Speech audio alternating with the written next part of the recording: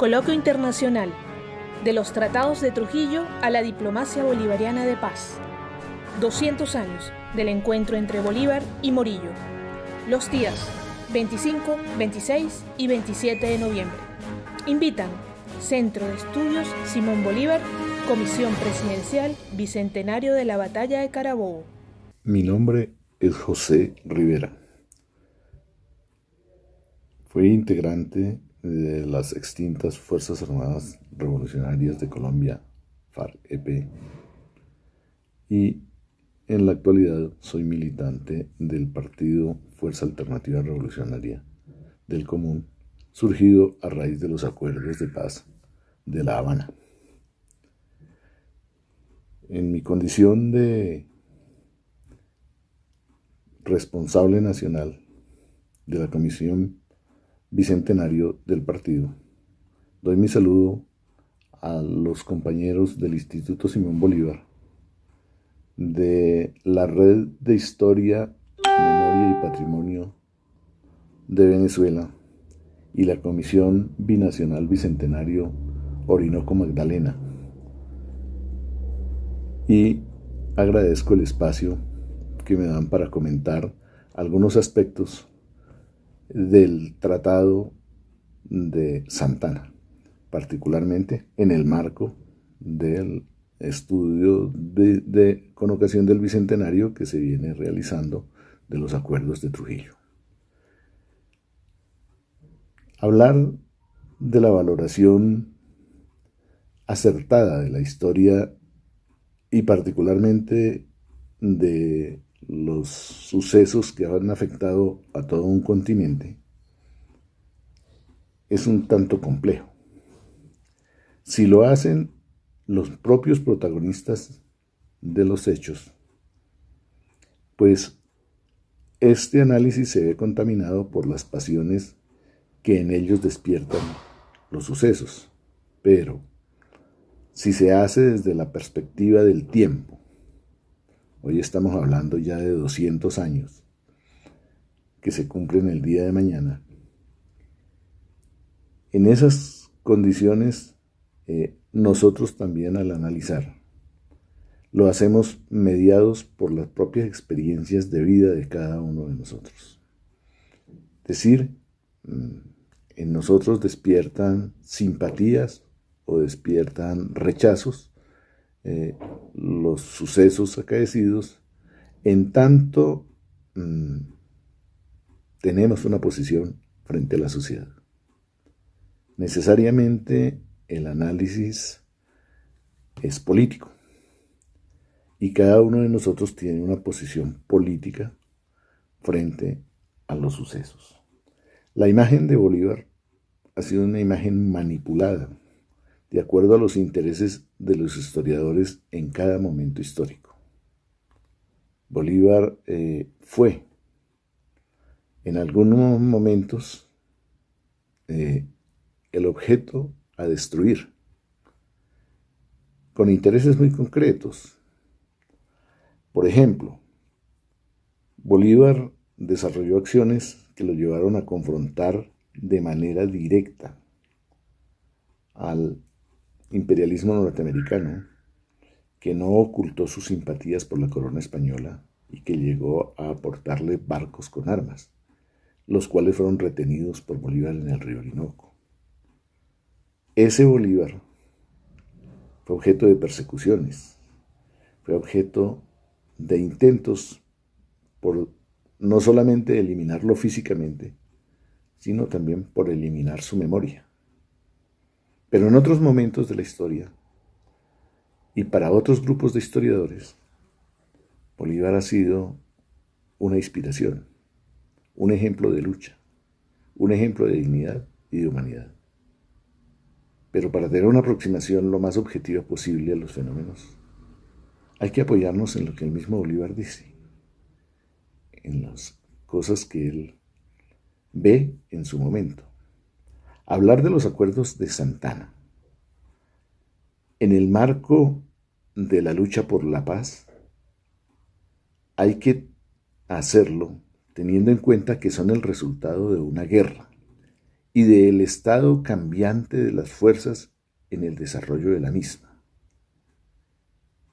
pero también de la concepción de quienes estuvieron al frente.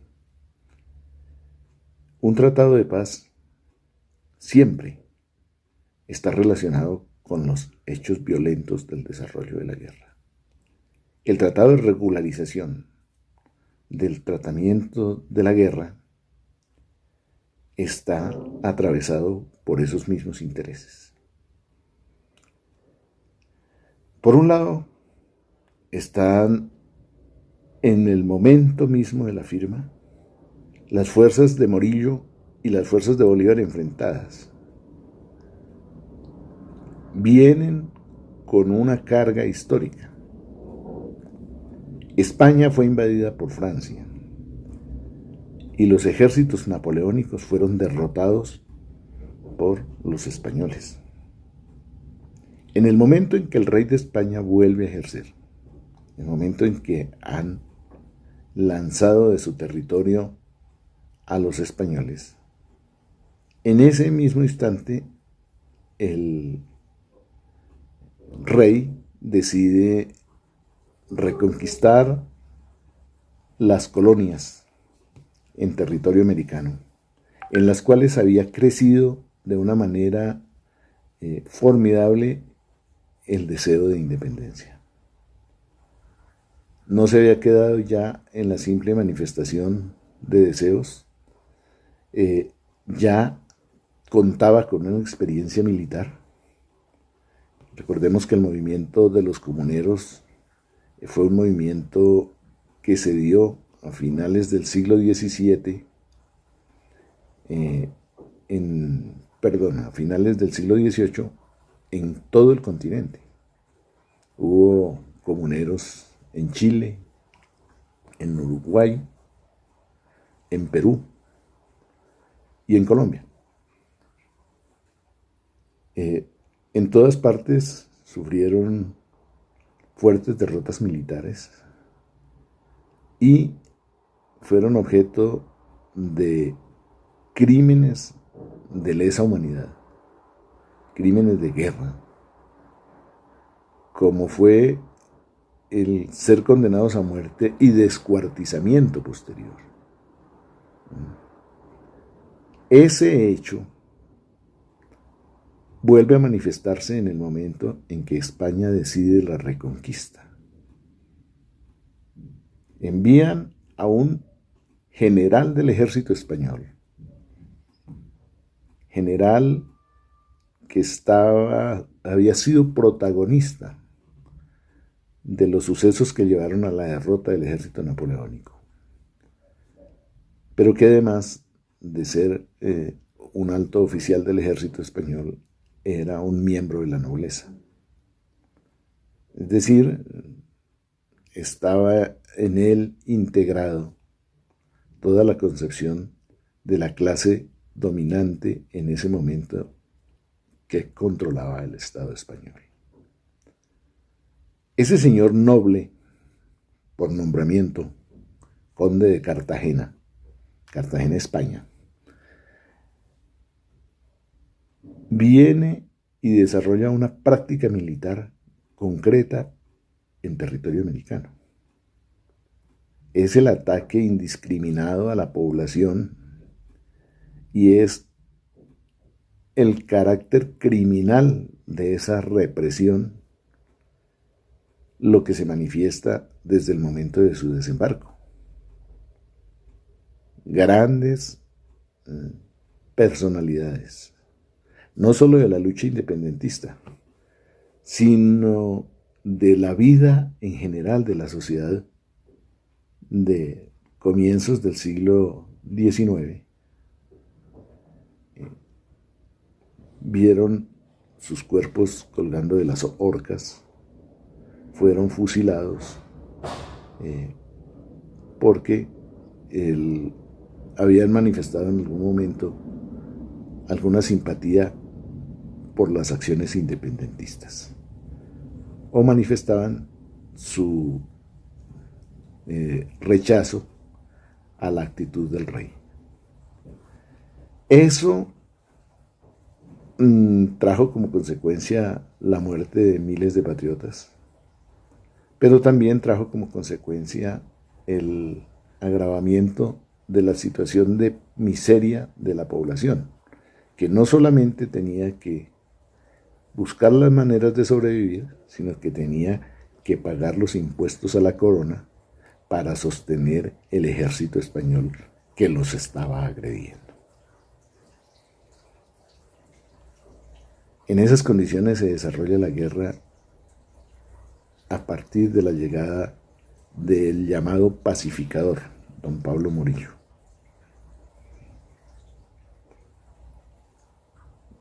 Pero del lado de los patriotas estaba la razón.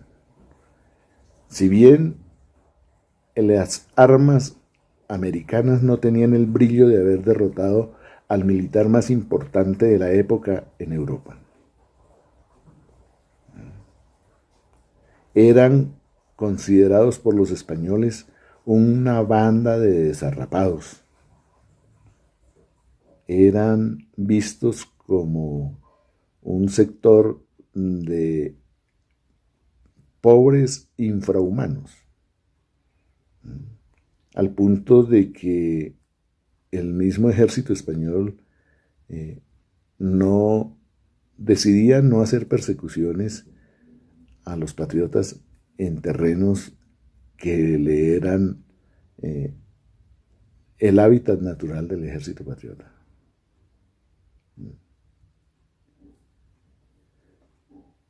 Porque los despreciaba, consideraba que nunca serían capaces de poner en cuestión el dominio español, que lo consideraban heredado de Dios.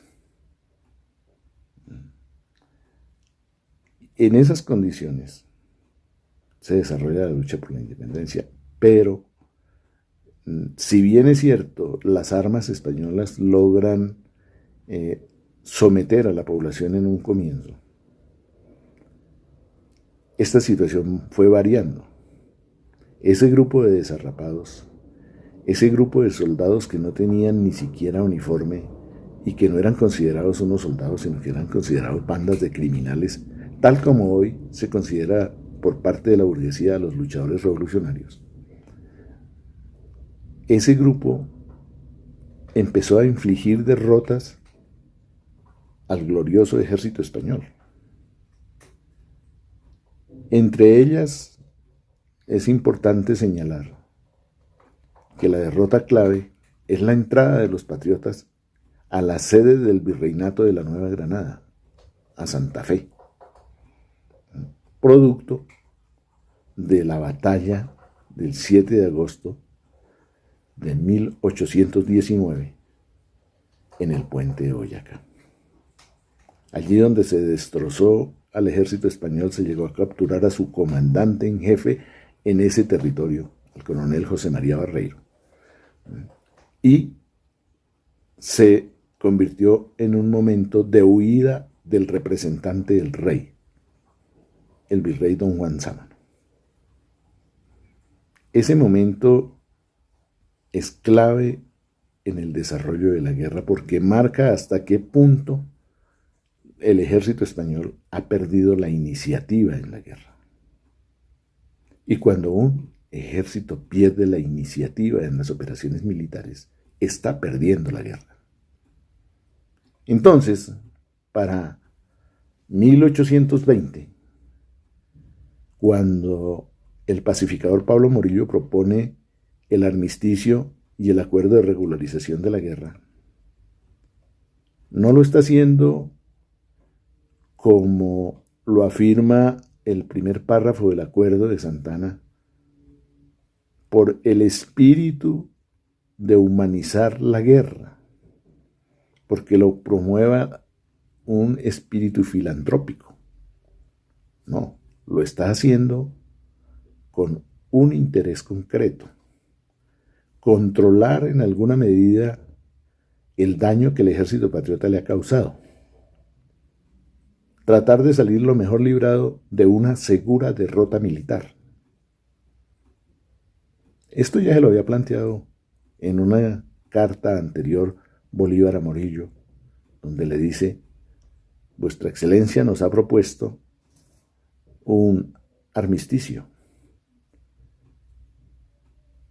Nosotros entendemos que es la búsqueda de la paz, pero nos propone la búsqueda de la paz entre americanos y españoles sin reconocer nuestra condición de repúblicas independientes. Nos lo propone todavía sometidos a la autoridad de España. Y en la misma carta, al final, Bolívar le dice que para los americanos es preferible la guerra y es más dulce la muerte que el sometimiento a la corona. Es decir, las cartas estaban claras. Desde el punto de vista militar, Morillo se había derrotado. Y Bolívar era consciente de que el ejército patriota era el triunfador. Entonces, ¿por qué un tratado? Morillo lo propone porque lo necesita. Lo necesita porque desea mantener durante más tiempo, en búsqueda de un cambio, terrenos que tenía el ejército español. Pero también pretende introducir divisiones en las fuerzas patriotas para poder evitar tener que reconocer la independencia de estos países. Pero Bolívar, de otra parte, también sabe que el panorama es, desde el punto de vista militar, la posibilidad de impedir la movilización de los ejércitos realistas, mantenerlos quietos en un lugar y lograr con ello su progresivo debilitamiento. Por otra parte, asegurar desde el punto de vista político el control militar que ya el ejército patriota tiene en muchos territorios.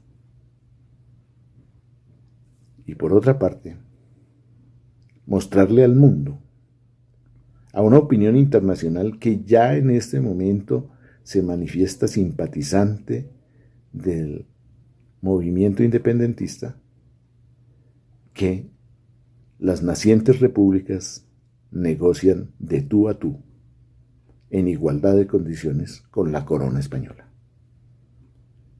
Esos dos hechos son los que van marcando el camino hacia la paz. Porque la paz es el resultado de la derrota fundamentalmente política de una fuerza determinada. Y se le derrota con acciones concretas. Necesariamente la supremacía militar también cuenta. Y eso manifiesta en el contenido de los textos de los documentos que allí se firmaron. Es decir, las declaraciones posteriores de simpatía por parte de Morillo hacia Bolívar pueden ser calificadas como parte de la hipocresía diplomática.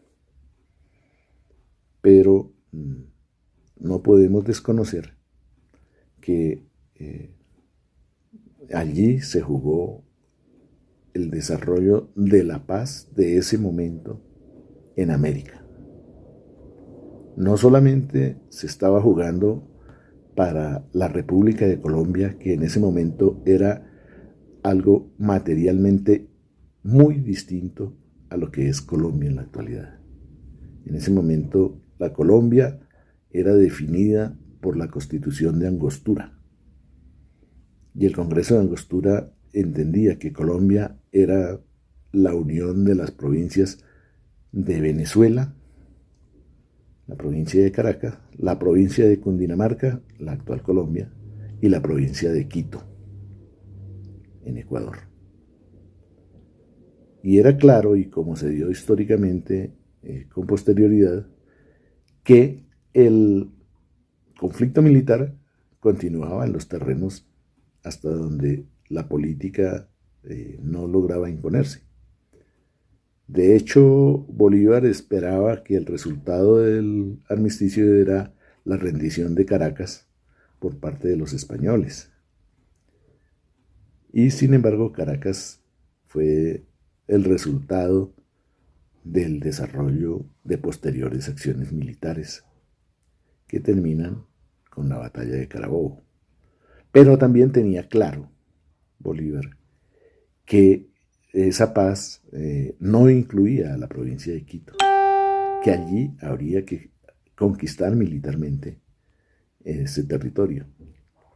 Y lo recomienda al vicepresidente Santander en alguna carta también anterior, hecha días antes de la firma de los acuerdos, en donde le dice que no se deben comprometer grandes acciones militares en el norte de Colombia, porque podrían tener un efecto negativo en el desarrollo de las conversaciones de paz y tendrían que tener de pronto efectos en torno a los enemigos internos del movimiento independentista, que por lo tanto las acciones debían concentrarse en el sur.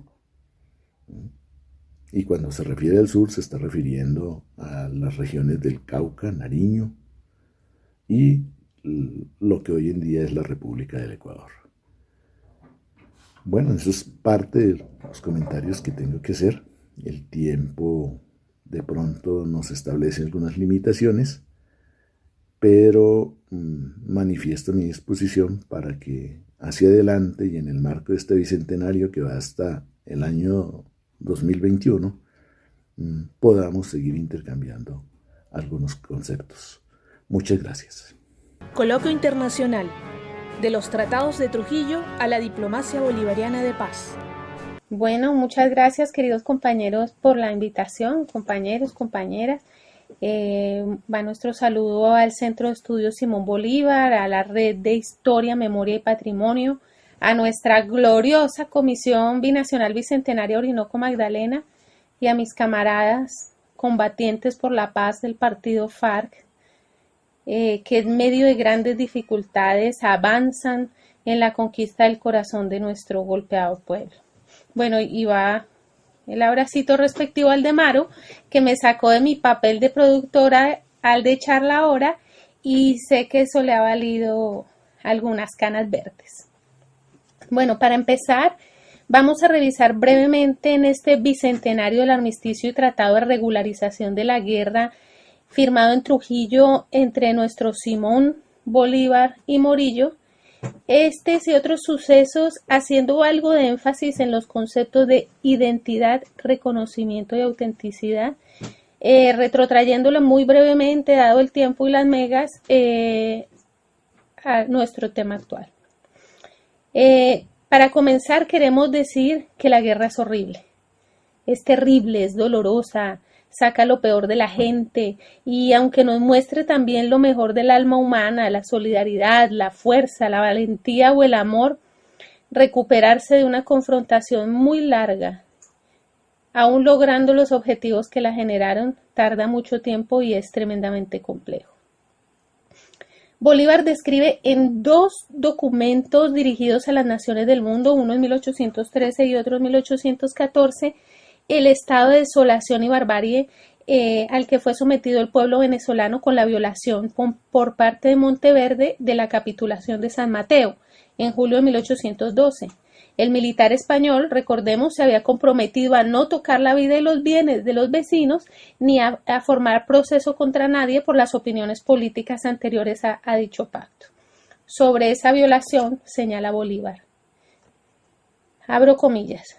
Qué horrorosa devastación, qué carnicería universal, cuyas señales sangrientas no lavarán los siglos. El hierro mata a los que respiran, el fuego devora los edificios, en los caminos se ven tendidos juntos los de ambos sexos.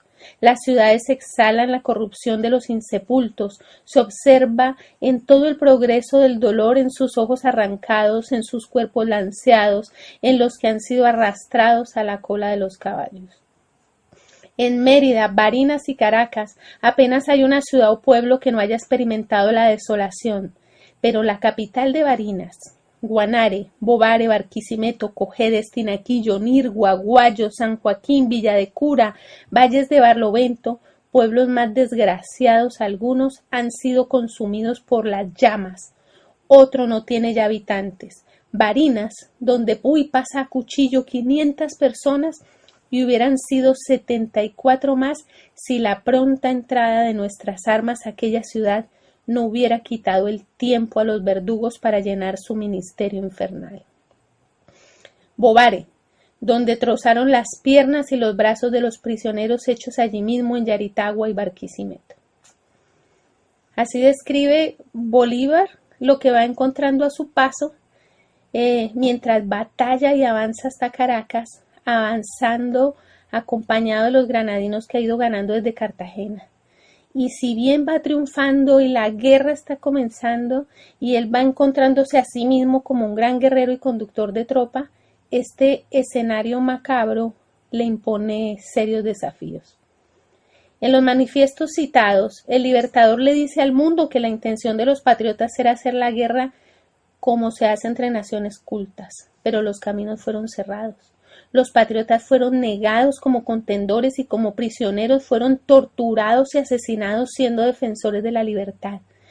Fueron señalados como insurgentes. Término despectivo entonces. Bolívar dirá que esas acciones del mando realista desconocieron la religión, la humanidad y el derecho de gentes y mostrará al mundo a través de estos manifiestos que es necesario declarar la guerra a muerte y ratifica la causa independentista frente a la hipocresía del gobierno español, que si bien se encontraba sin Fernando VII y establece una constitución liberal, se hizo el pendejo ante el incumplimiento de la capitulación y la barbarie subsiguiente desatada por sus emisarios. De este modo, Bolívar va moviendo sus fichas en los niveles diplomático y militar, decreto de guerra a muerte, documentos dirigidos a la comunidad internacional. El decreto de guerra a muerte, establecido en Trujillo en 1813, tiene varias miras internamente, además de lo dicho. Con él el Libertador radicaliza las partes en un contexto de serias dudas. Por una parte, las aspiraciones de su clase no terminaban de superar la expectativa de cierta autonomía y autogobierno, encontrándose fuertemente ligada en su identidad a la España colonial. Y de otro lado, proporciona indecisos y gentes del común, que incluso habían participado en pasados movimientos como el de los comuneros, les proporciona contenido patrio frente a pasadas afrentas y agravios. Separando inexorablemente a americanos de españoles, Bolívar traza en el horizonte los primeros colores de una identidad nacional y le da legitimidad a la guerra que ahora será de liberación nacional. De paso, convoca a la población a dar existencia a la República a través de la lucha por la independencia definitiva del yugo español, sea cual sea el gobierno que lo oriente. De este modo, el decreto de guerra a muerte marca el inicio de un proceso de generación de autoconciencia americana determinada por una identidad que se reconoce distinta a la del invasor, que impuso su lengua, su religión, su concepción del mundo y su gobierno, generando una cultura en las colonias de permanente minoría de edad.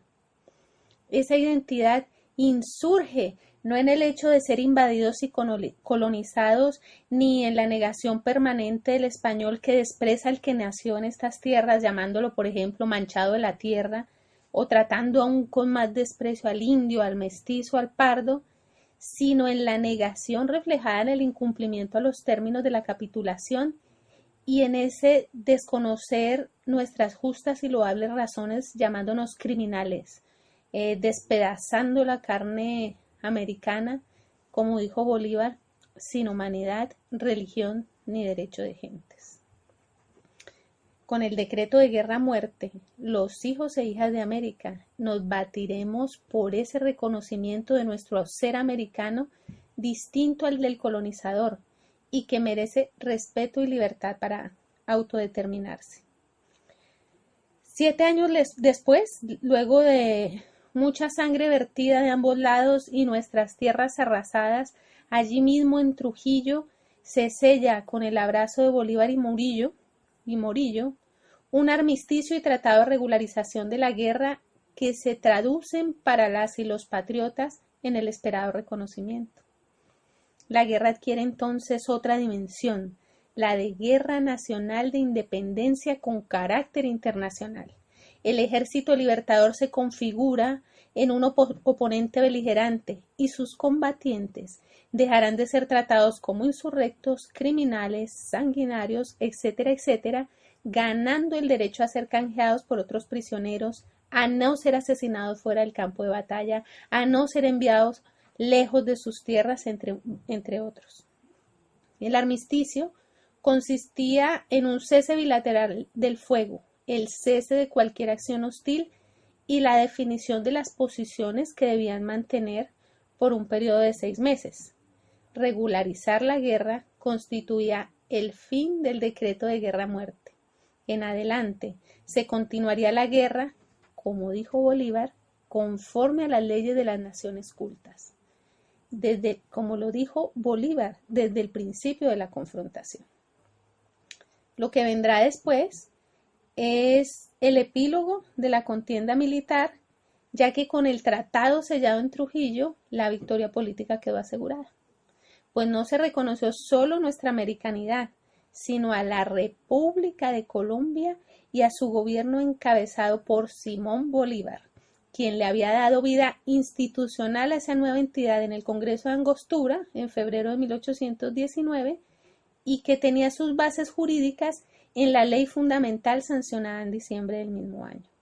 Con esta jugada, como se ve, no solo diplomática de Bolívar, sino política y militar, que se consumará unos meses después en la batalla de Carabobo, próximo año su bicentenario, nacemos como comunidad política ante las naciones del mundo, configurando a Colombia en sujeto de derecho internacional, aportando de otro lado, como legado invaluable para la humanidad, un importante antecedente de principios mínimos a aplicar en el curso de cualquier guerra.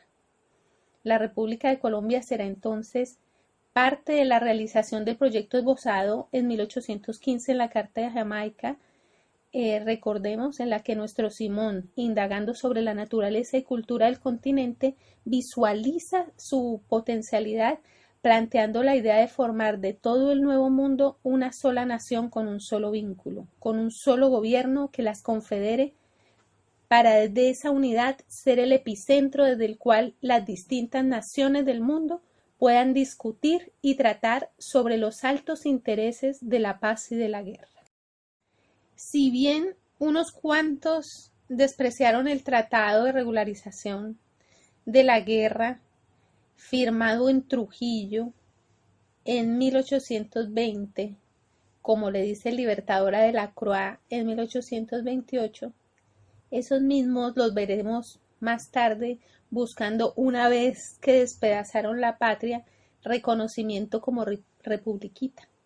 Así es, por ejemplo, que Venezuela será reconocida en España por allá en 1845. Y con una identidad fuertemente ligada a los valores impuestos en América por la España colonial, como el del mando tiránico y la subsecuente sumisión y servilismo, la oligarquía, que asumió la dirección del gobierno recién liberado, trasladó esas relaciones a las formas de asumir el gobierno. Internamente, poder arbitrario. Y las relaciones internacionales con las potencias de sumisión y servilismo. Con esto, la dignidad americana personificada, entre otros, en la Colombia de Bolívar fue pisoteada, participando luego en el diálogo de las naciones como una marioneta de los Estados Unidos, pretendiendo borrar nuestra autenticidad en un proceso de negación, de autonegación del ser americano, del que dicha oligarquía enajenada se pretende liberada por su origen de clase, su fortuna y su sangre europea. Así vemos hoy por hoy dos patéticos casos de nuestra región. Duque, en la presidencia de la Colombia granadina, mediante fraude, prestando el territorio para agredir y hostigar a Venezuela, al frente nominalmente de un ejército cuya doctrina viene dictada desde el norte del continente. Y Guaidó en Venezuela, aún más patético, con un poder de papel otorgado por el reconocimiento sin sustento de gobiernos empresarios y el aval de los Estados Unidos en su empeño de recolonizar nuestros territorios. Hay que ver los esfuerzos que hace Guaidó por aparecer como una autoridad de Venezuela, simulando intervenir en la ONU desde la sala de su casa y convocando al cemento y a los pájaros a tumbar al legítimo presidente, a Maduro, mientras él se roba con el aval de los que le reconocen el dinero del país. Hay que decir que, y queremos hacer énfasis en eso, a esa autonegación histórica de nuestras clases en el gobierno se ha opuesto el accionar de dirigentes como el comandante Chávez, que nos ha devuelto la autoestima nacional, refrescando la memoria de nuestro nacimiento y el papel en ese difícil parto de nosotros y nosotras, negros, mujeres, indios, indias, mestizos, feos, diversos sexualmente, pobres, sin los cuales no es posible volver a ser grandes, iguales a las otras naciones, sujetos de derecho y de respeto como una nación soberana. Dirigentes como Carlos Lanz, que como hormiguitas han hurgado nuestra historia gloriosa para extraer de la savia de nuestras raíces el material de nuestra autenticidad y de nuestras proyecciones. De igual manera, diversas formas organizativas de la Colombia chica, de la Colombia secuestrada, se han batido a muerte durante décadas por recobrar el derecho de autodeterminarnos, participar, trabajar y vivir conforme a esa dignidad. Es así que en ambos territorios abrazamos desde diferentes espacios esa historia común de lucha antiimperialista para orientar con justicia nuestras más duras decisiones, buscando pistas en las lecciones de Bolívar, su agudeza y capacidad para leer acertadamente cada circunstancia que rodeó la pelea, que rodeó la briega, sus movimientos militares, diplomáticos y políticos, y sobre todo su colosal esfuerzo por construir una patria auténtica donde todos y todas sus ciudadanas tengan reconocimiento y, por tanto, mecanismos amplios de participación para decidir colectivamente el rumbo, una patria que en el coro de las naciones del mundo construya humanidad. En algunos momentos esos esfuerzos libertarios han confluido, como en el reciente acuerdo de paz entre el gobierno de Santos y la insurgencia de las FARC-EP, en el que la participación del comandante Chávez fue más que crucial, aportando la profunda comprensión, como recordó hace poco el profe Calzadilla, de que ese conflicto de más de 5 décadas es irresoluble por la vía militar, por lo que detenerlo se convirtió y es un imperativo moral y un aporte a la causa de la humanidad. Sin el concurso de Chávez, el abrazo de nuestro Timo León Jiménez y Juan Manuel Santos no hubiese sido posible, demostrando al mundo, como antes lo había expresado ante la Asamblea Nacional de Venezuela, hablo de Chávez, que dijo entonces que las FARC y el ELN eran fuerzas beligerantes que luchaban por una causa justa. Todos lo recordamos. Esas negociaciones en La Habana, muy difíciles, llenas de terribles obstáculos, devolvieron a las y a los insurgentes de las FARC el derecho a dirigirse al pueblo, del que nos habíamos aislado y del que hacemos parte, para contarle a la gente la verdad de un conflicto en que las élites gobernantes engañaron al país con el cuentico de la lucha antiterrorista y contra el narcotráfico, con la cual se pretendió negar a los combatientes como contendores políticos, justificando además los más terribles vejámenes. Con el acuerdo de paz entre unas fuerzas armadas que no se vencieron en el campo de batalla, se impuso entonces un tratado con estatus internacional que plantea unos puntos mínimos para superar las causas estructurales del conflicto armado colombiano, colocando en el centro de su realización a las más de 8.500.000 víctimas. 8.500.000 víctimas de un conflicto tremendamente degradado, donde hemos puesto el pecho los hijos e hijas del pueblo. Gracias al concurso de Hugo Chávez Frías, del comandante Chávez, y su visión bolivariana de la humanidad, ratificamos la comprensión de que sin las masas populares no es posible la conquista del poder político, por lo que ha comenzado el camino de ser reconocidos y reconocidas entre las gentes del común. Hoy tenemos en Colombia, en el acuerdo de paz, las primeras letras de un contrato social que involucra responsabilidades concretas de la comunidad internacional, que en bastantes ocasiones se ha hecho la de la vista gorda frente al genocidio colombiano.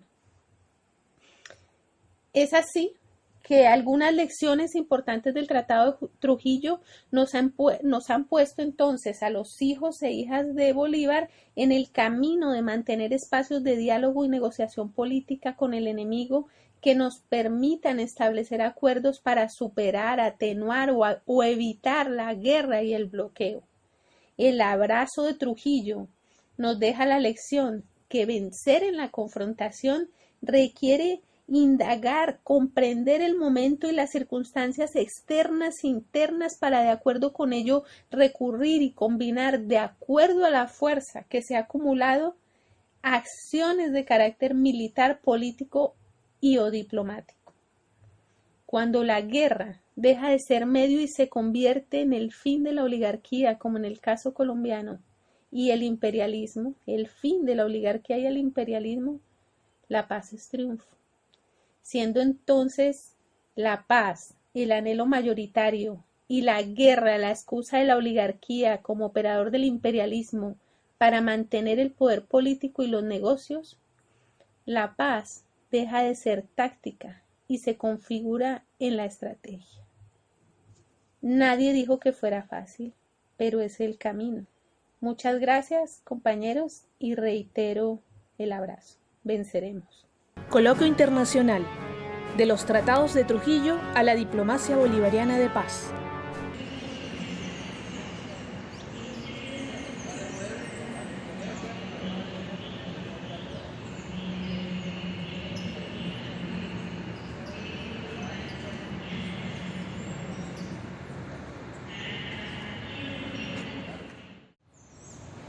Buenos días, soy Gladys Arroyo, integrante de la Red de Patrimonio, Memoria e Historia de Caracas.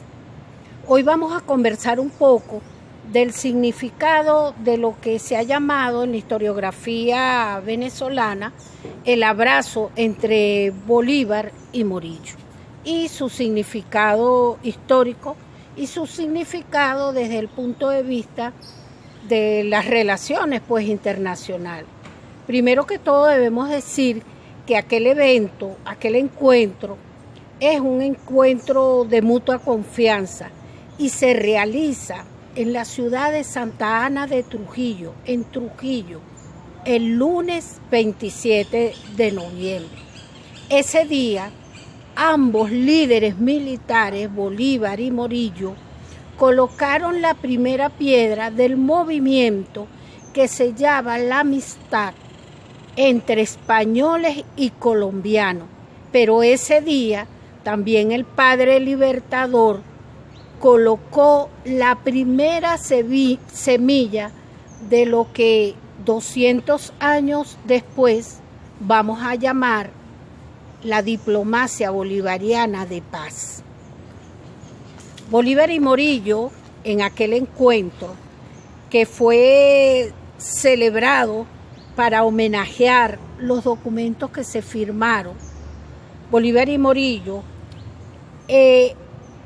intentan o reconocen mutuamente los esfuerzos que se hicieron para la negociación de la paz definitiva entre dos naciones, España y Venezuela, que de ahora en adelante a partir de la firma del armisticio y del tratado de regularización de la guerra, el trato era entre iguales, entre naciones, entre España y Colombia.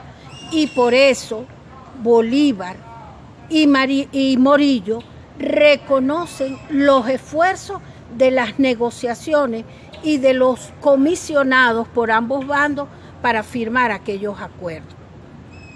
Previo a ese abrazo, previo a la firma de eso, ya Bolívar se venía ganando la confianza de Morillo, y el 13 de noviembre él le escribe una carta y le dice que si no se ha dado la suspensión de las armas como le pide Morillo, no es por culpa del gobierno de Colombia, sino que eso se debe a la tardanza de los negociadores, pero que Bolívar le ratifica a Morillo la disposición del gobierno de Colombia a convenir en la negociación de la paz, a firmar esos documentos que traerían la paz definitiva en estos territorios.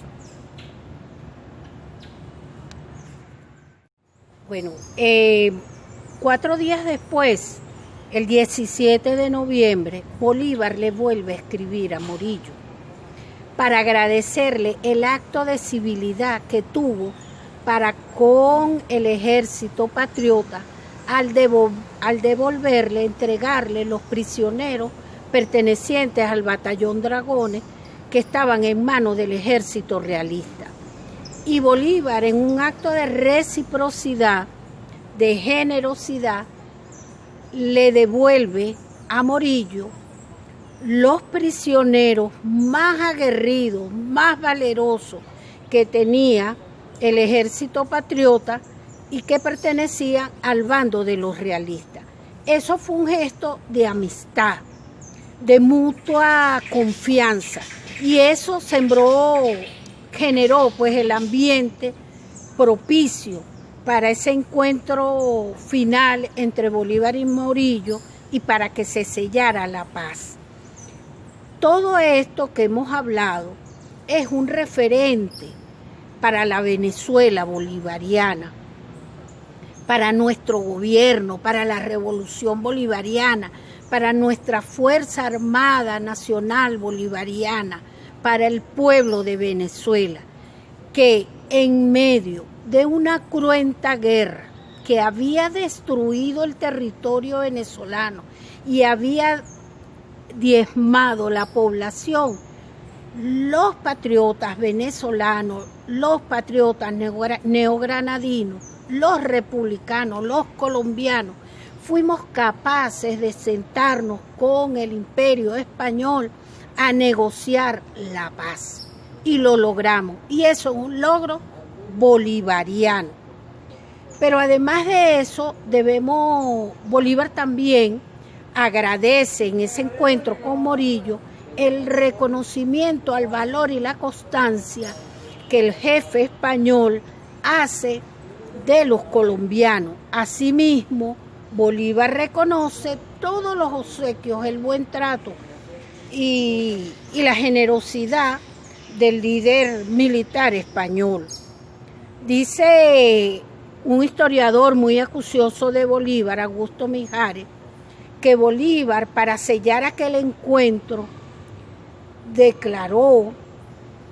se comprometió que de ahora en adelante, en los papeles públicos de Venezuela, de Colombia, en todo caso, porque éramos Colombia, más nunca se hablaría mal contra los españoles, y que el día que se publicaran los tratados, tanto el armisticio como el de regularización de la guerra, ese día se le haría un reconocimiento al ejército español, pero sobre todo a los negociadores de esos documentos.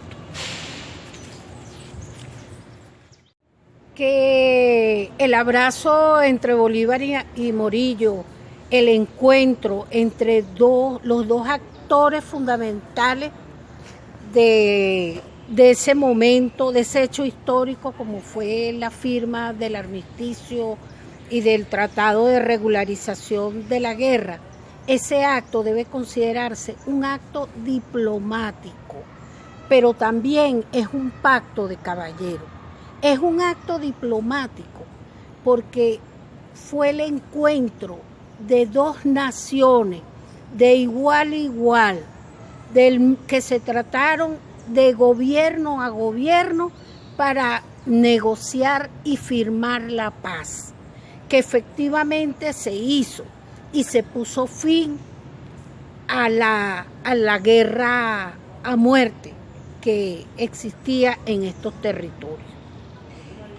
Hay que reconocer además que ese encuentro desde el punto de vista de la ética es un acto de buena fe. Allí, de ese convenio, de esas negociaciones, estaba prohibida la traición, estaba prohibido el quebrantamiento de la fe, estaba prohibido el irrespeto, el traicionar todos los esfuerzos que se habían hecho por la paz. Por eso decimos que es un acto de buena fe, desde el punto de vista de la ética.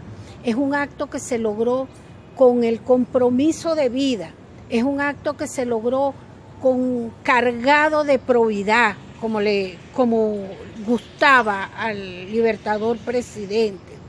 Es un acto que se logró con la generosidad, con el fraterno deseo de lograr la paz para estos territorios.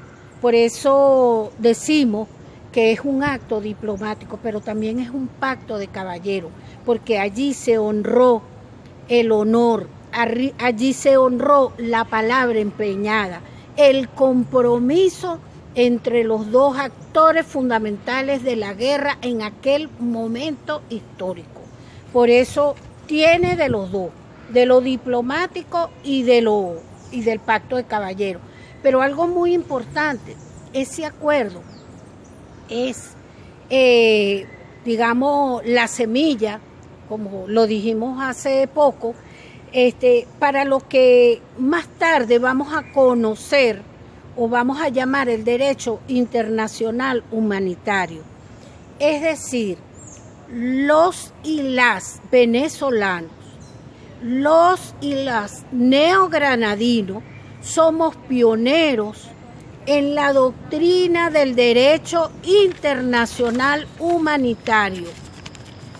Debo decir además que a partir de aquel momento comenzamos otra historia muy importante para la guerra de independencia.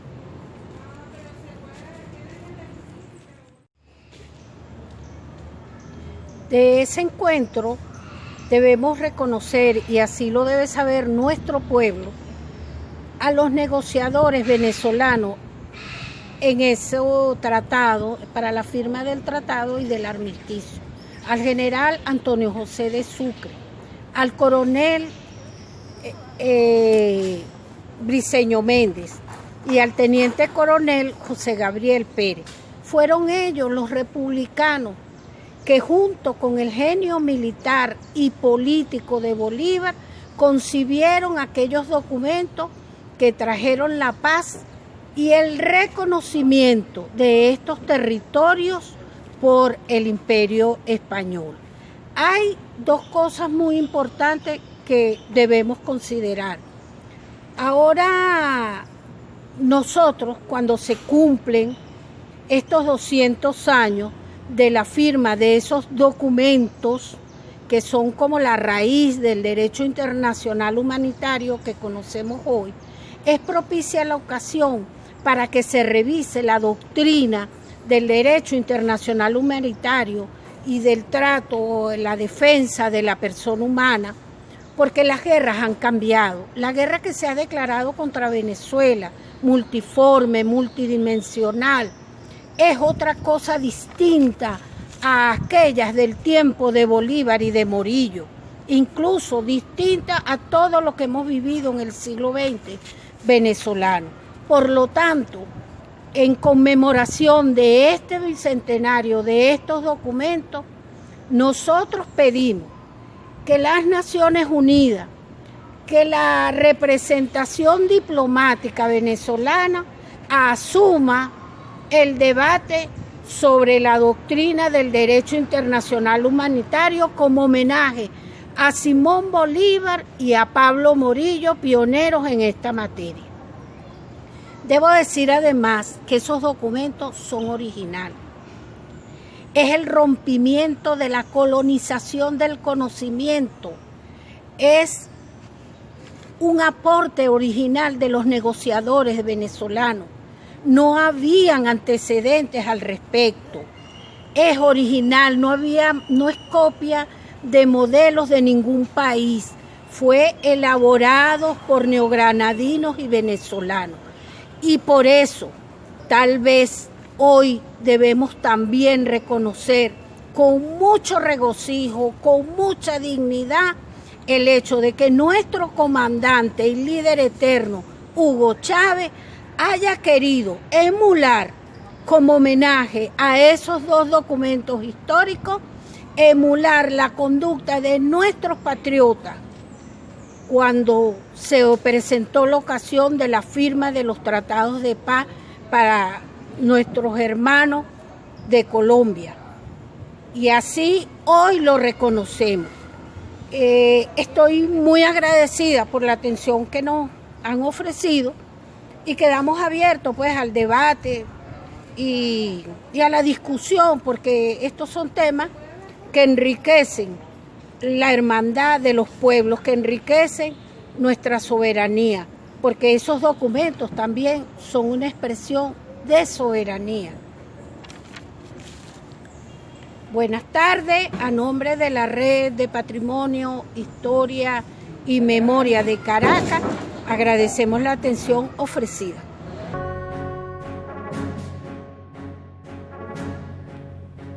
Coloquio Internacional: de los Tratados de Trujillo a la Diplomacia Bolivariana de Paz. 200 años del encuentro entre Bolívar y Morillo. Los días 25, 26 y 27 de noviembre. Invitan Centro de Estudios Simón Bolívar, Comisión Presidencial Bicentenario de la Batalla de Carabobo.